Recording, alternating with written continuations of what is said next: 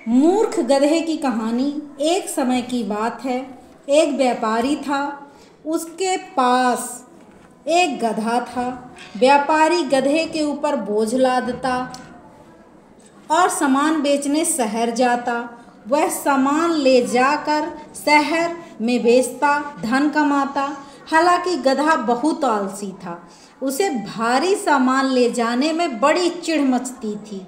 वह हमेशा सोचता कैसे अपनी पीठ पर लदे बोझ को कम किया जाए।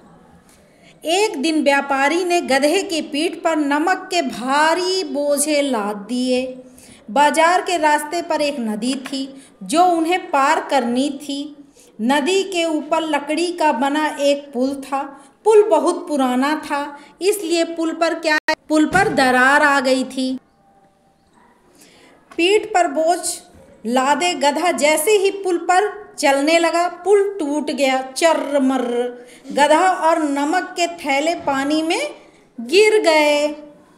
थैले बहुत भारी थे, इसलिए गधा जल्दी उठ नहीं सका। कुछ देर बाद ही वह उठ सका। वह उठा तो उसे लगा कि उसकी पीठ का बोझ कुछ हल्का हो गया है, इसलिए वह पानी में बिना किसी कठिनाई के बाहर निकल गया।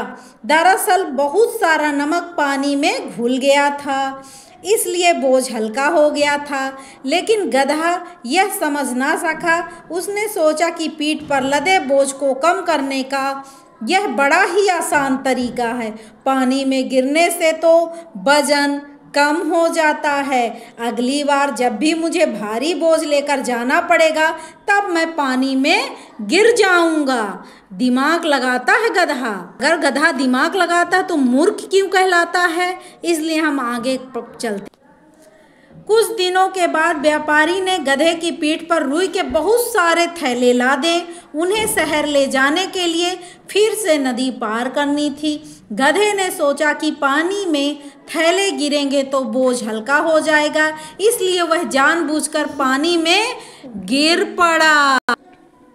जब उठा तो वजन ज़्यादा था। पानी में भीगने के बाद रुई भारी हो गई थी। बड़ी मुश्किल से गधे ने भीगी रुई के थैले उठाए। बेचारा गधा। ये थी मूर्ख गधे की कहानी। उफ बोझ। व्यापारी गधे के ऊपर भारी बोझ लादता था। किसी भी जानवर के ऊपर भारी बोझ लादना क्या उचित है? अपने साथियों के साथ चर्चा करें और कमेंट सेक्शन में बताएं। गधे ने अपनी पीठ पर लदे बोझ को कम करने का क्या तरीका निकाला और क्यों? गधे को मुसीबत क्यों उठानी पड़ी?